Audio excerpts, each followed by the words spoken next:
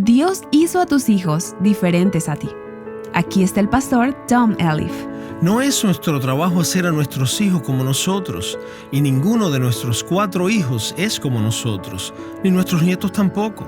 Compartimos algunos gustos, pero no son clones ni copias de carbón. Cada uno de ellos es único, y algunos de ellos están involucrados en cosas que nosotros nunca hubiéramos pensado involucrarnos cuando estábamos creciendo. Estoy hablando de cosas buenas, saludables, sólidas. Simplemente diferimos en nuestros gustos y estilos. Estás escuchando Aviva Nuestros Corazones, con Nancy DeMoss Wolgemuth en la voz de Patricia de Saladí. Hoy, 13 de febrero de 2024.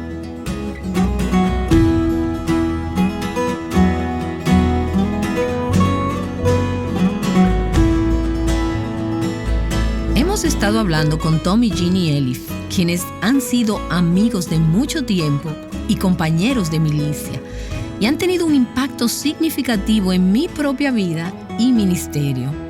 He sido tan desafiada, Tom y Jeannie, he visto su ministerio crecer a través de los años, he visto sus corazones para el Señor, sus corazones por su palabra, su amor por la gente. He admirado su familia y ahora es un privilegio hablar con ustedes sobre todo esto. Gracias por estar con nosotros en Aviva Nuestros Corazones. Nancy, lo hemos disfrutado y gracias por pedirme que hablara un poco sobre mi esposa en uno de los programas anteriores. Parece que te gusta. La gente no me lo pide. Usualmente soy yo el que pongo el tema, pero gracias por dejar que le expresara públicamente a ella, delante de toda tu audiencia, lo mucho que la amo. Qué tan agradecido estoy a Dios por esta mujer que Él ha puesto en mi vida por todos estos años. Bueno, Dios les ha dado un matrimonio dulce y uno que ha madurado y que ahora, con 40 años de casados, están más enamorados y más comprometidos que nunca el uno con el otro. Están viendo en sus vidas el fruto de la fidelidad y de la devoción. Y me sorprende y me entristece que tantas parejas y familias nunca llegan a cosechar estos dulces frutos porque no se mantienen en la relación. No pagan el precio ni son lo suficientemente intencionales para verlo ocurrir. Ustedes dos tuvieron la bendición de venir de hogares piadosos. Tom, te he escuchado hablar sobre tu legado piadoso. El simple hecho de que alguien tuvo que tomar una decisión en algún momento de su vida para iniciar este legado, ahí radica la esperanza, y esa es la buena noticia para tu audiencia de hoy. No importa de dónde vengan, ellas pueden ser las primeras en la línea de una nueva generación que inicia. Y así fue para mis padres, quienes no vinieron de hogares cristianos. Hubo algunos cristianos en el pasado, pero ellos comenzaron, por la gracia de Dios, una familia completamente nueva cuando ellos conocieron al Señor como adultos jóvenes. Y así cualquiera puede empezar por la gracia de Dios. Sé que mientras sus hijos crecían, ustedes hacían algunas cosas prácticas en su hogar, algunas cosas que comunicaste a tus hijos, como mis padres lo hicieron en nuestro hogar, cosas que están dando frutos en nuestras vidas. Por ejemplo, les he escuchado hablar sobre lo importante, y esto se me quedó grabado porque era muy similar en mi propio hogar. Lo importante sobre el énfasis que pusiste en tus hijos en los libros que leían. ¿Ustedes en verdad sentían que esto era significativo? Bueno, Jean y yo siempre hemos sentido que todo hombre es un producto. Creo que lo leí en algún lado. Todo hombre es un producto de lo que lee y de los amigos que cultiva. Y a eso le agregaría, y del Señor a quien sirve, y la música que escucha. Y en nuestro hogar, mientras nuestros hijos crecían, ellos recibían su mesada por leer biografías sobre grandes hombres y mujeres de la fe. Literalmente, hasta este día, tenemos cientos de ellas. Les dábamos $1 por cada libro. Podían ser ricos o pobres. Nada para mí era mejor que el que uno de nuestros hijos leyera una biografía. Y estas están disponibles para cualquier edad. Y ahora hay tantas. Recuerdo una historia cuando nuestra hija Beth, que le gustaba todo lo que leía, ella se hacía parte del libro que estaba leyendo y ella leyó como a los 10 años la autobiografía de Helen Keller. Ella terminó el libro y cayó sobre su cama diciendo, ¿cómo me gustaría ser ciega y sorda? Y yo le dije, pero Beth, tú no quieres ser ciega y sorda como Helen. Y ella solo dijo, pero fue una historia tan maravillosa.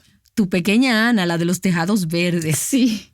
Bien, ¿y qué tal los amigos? ¿Cómo manejaron eso con ellos? Bueno, era difícil a veces ser una familia de pastor, porque no queríamos que nuestros hijos se cerraran a los otros niños de la iglesia, pero les teníamos que enseñar.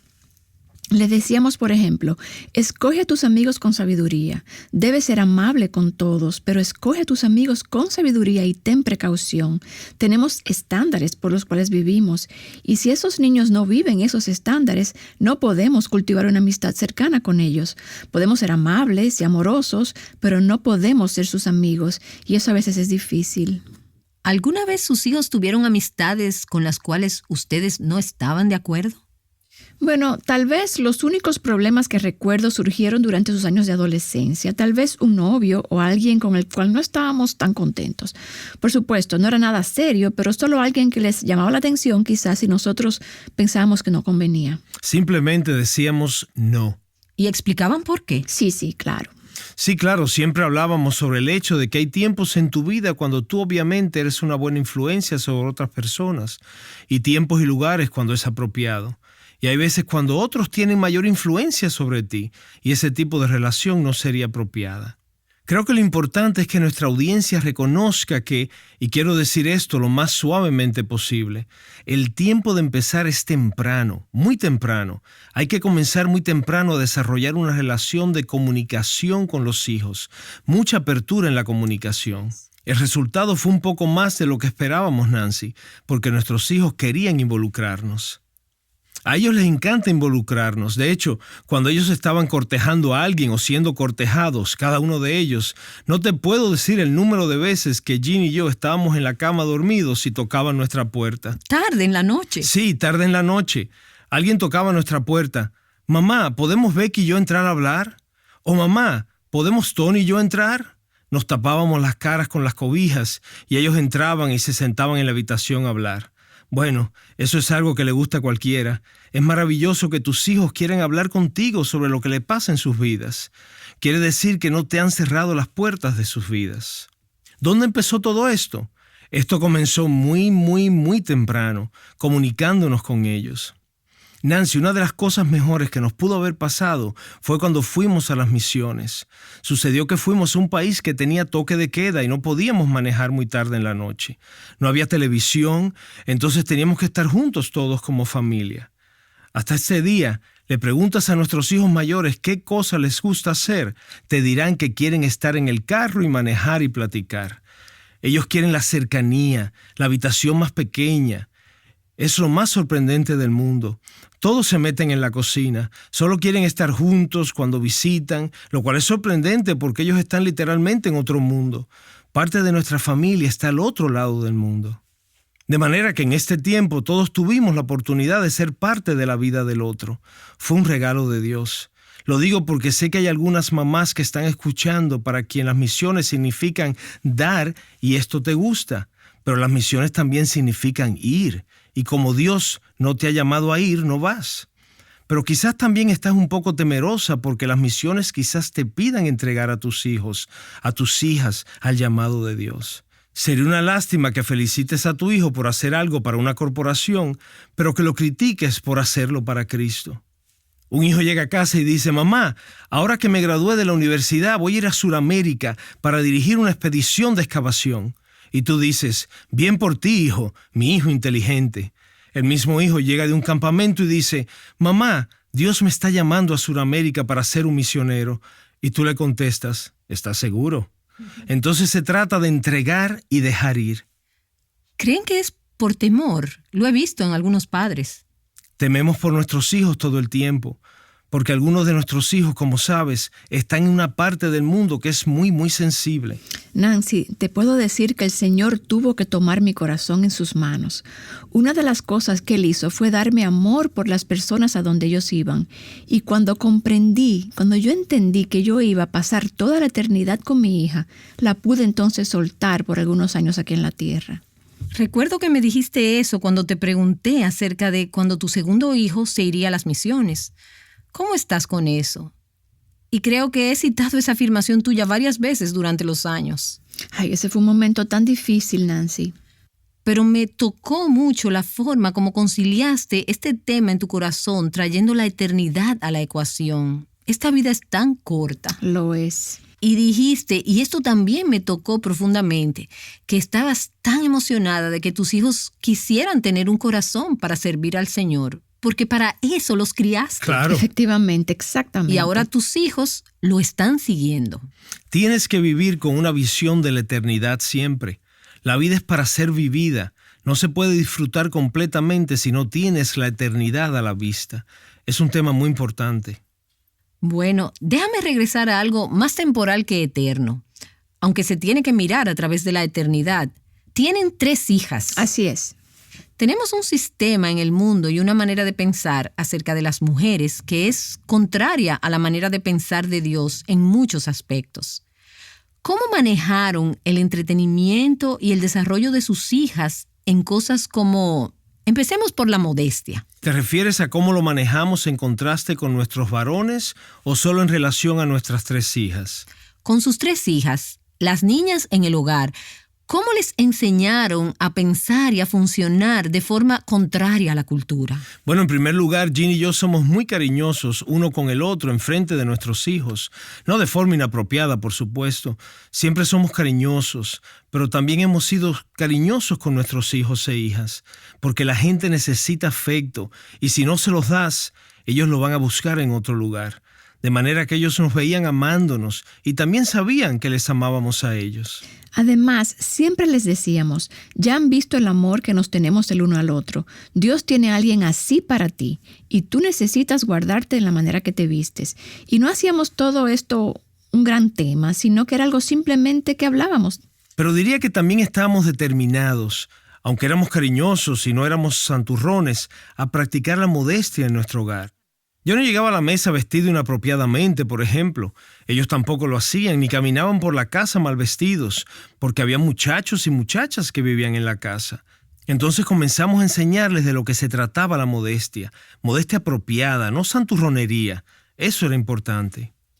¿Alguna vez tuvieron problemas con cosas que sus hijas querían ponerse que ustedes pensaban que no era apropiado? Oh, sí, Nancy. Había algunas cosas en los años adolescentes que no eran apropiadas y pasaba con uno o con el otro. Pero nunca eso fue un gran problema. El vestuario nunca fue un gran problema en nuestra casa. Quizás algunos estilos con los cuales no nos sentíamos cómodos, pero eso nunca fue un gran problema con nuestros hijos. Quizás este asunto toma mayor preponderancia cuando las personas tienen la posibilidad de comprar muchos estilos de ropa.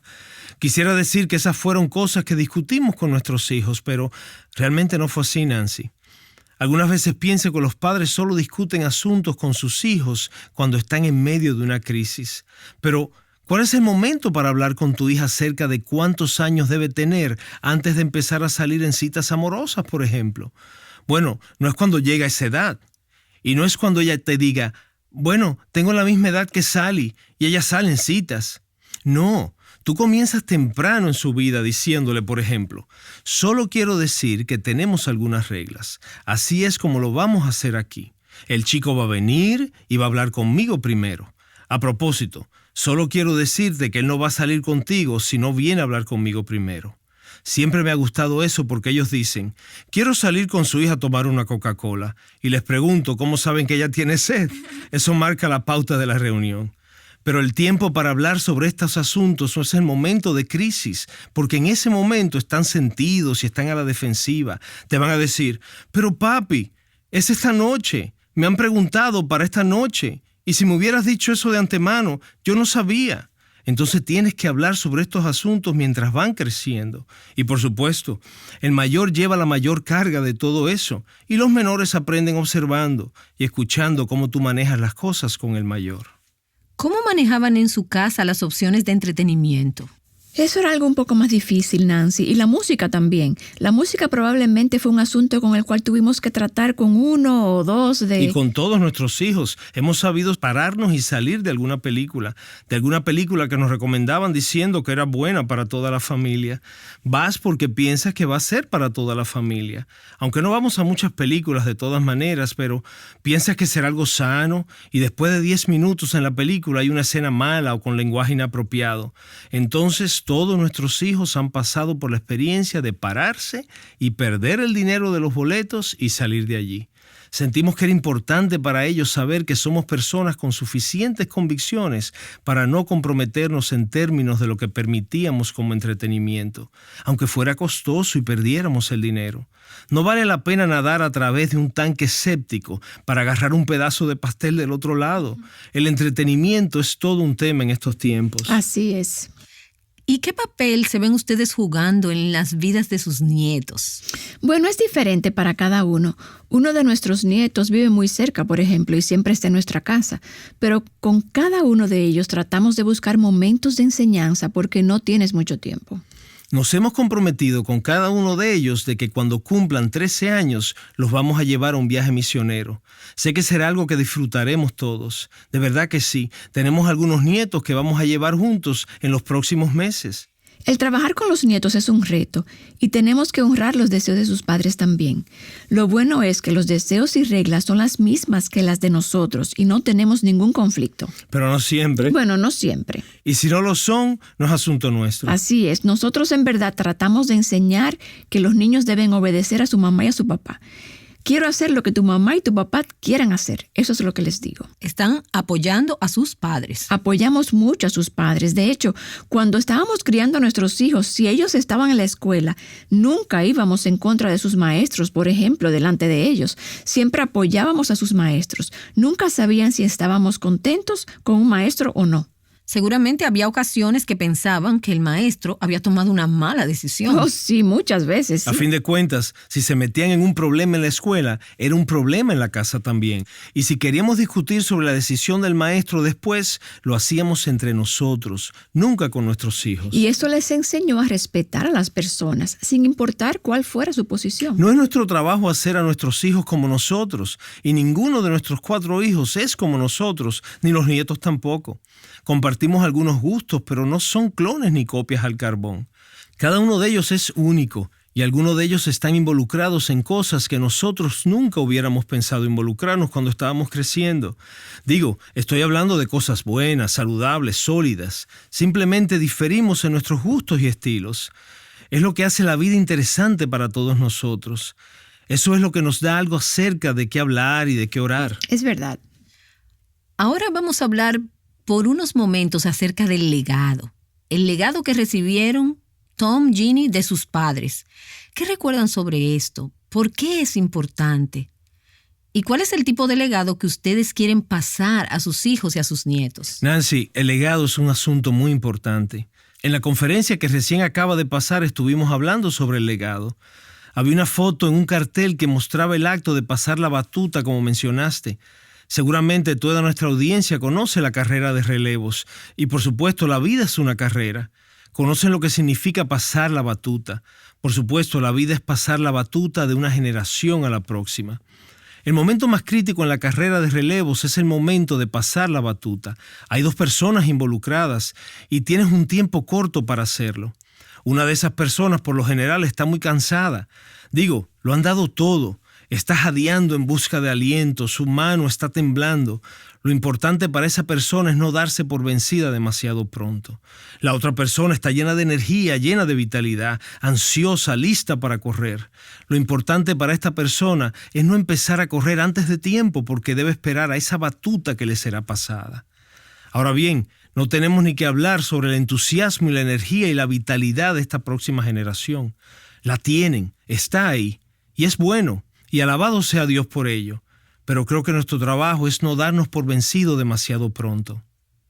Asegúrate que esa batuta llegue a sus manos y que todo lo que hemos alcanzado mientras corríamos esta carrera sea pasado a la próxima generación.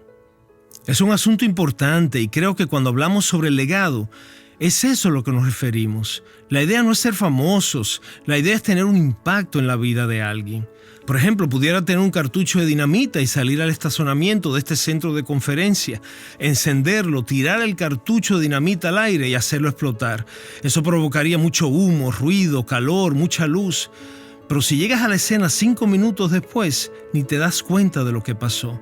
La brisa se lo llevó. Pero pudiera ir a una cantera y podría tomar el tiempo para perforar estratégicamente un hoyo en el lugar perfecto. Tomar ese mismo cartucho de dinamita, ponerlo con estrategia, encender la mecha y derrumbar un montón de roca. Ahora, eso se llama efectividad. Lo primero fue un éxito momentáneo, humo, ruido, calor, luz. Eso es éxito. Pero creo que el legado que queremos pasar es un legado efectivo, es un impacto.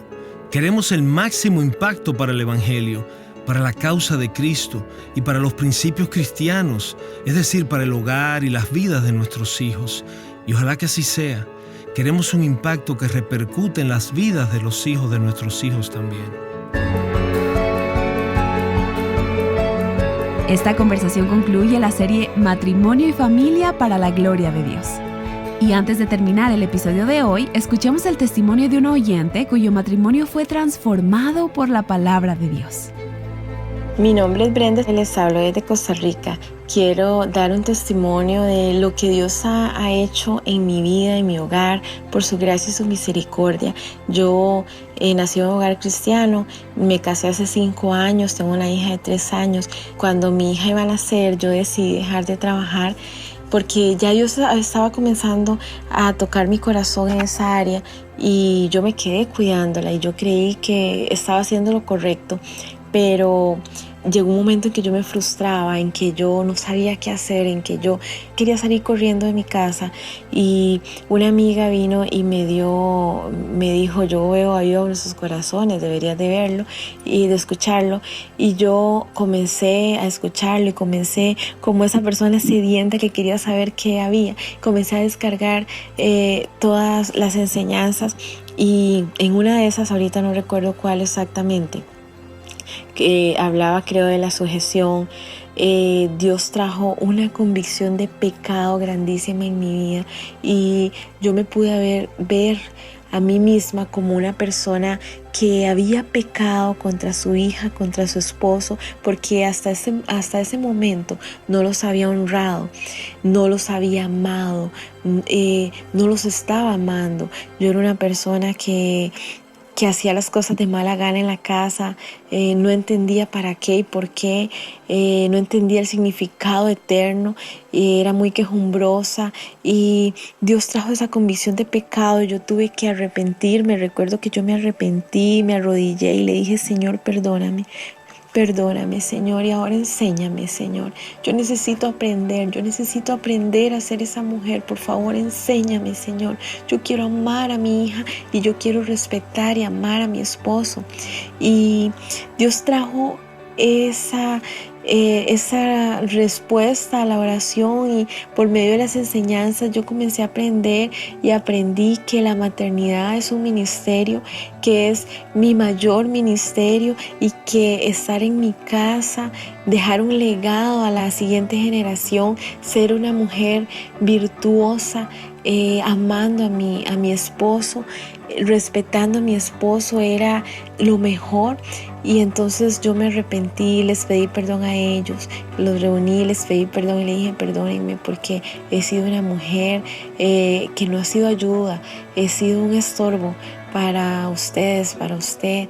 Le dije a mi esposo y él me dijo que sí, que me perdonaba y yo comencé a hacer las cosas con gozo, a llenarme de la palabra, comencé a obedecer la palabra y yo por eso doy muchísimas gracias a Dios en nuestros corazones porque Él utilizó a estas mujeres llenas del Señor para tocar mi vida, tocar mi corazón.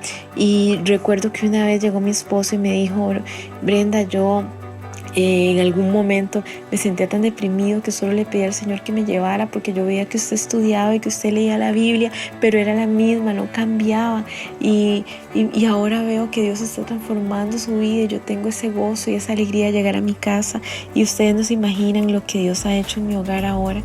Dios ha transformado mi hogar, ha traído paz a mi hogar, me siento feliz de cumplir el diseño de Dios para mi vida, me siento satisfecha, me siento plena.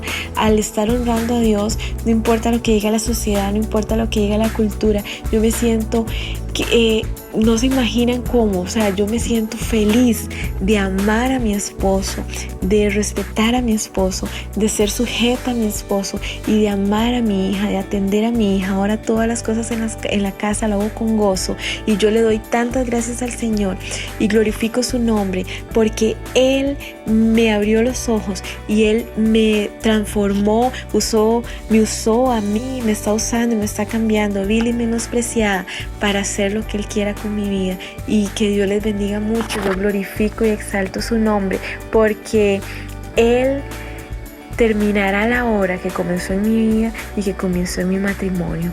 Y hay que seguir adelante y ser esas mujeres dedicadas al Señor que van contra cultura y que dicen sí, Señor. Le damos gracias y gloria a Dios por el privilegio de llevar estos mensajes a los corazones de muchas mujeres alrededor del mundo. Relaciones. Parece que todo el mundo quiere conseguir nuevas relaciones y parece que todo el mundo está sufriendo por las relaciones en las que ya se encuentra. El día de mañana se celebra el Día del Amor y la Amistad. Y Nancy comenzará una nueva serie hablando precisamente acerca de las relaciones. No te la pierdas. Aviva Nuestros Corazones es un ministerio de alcance de Revive Our Hearts.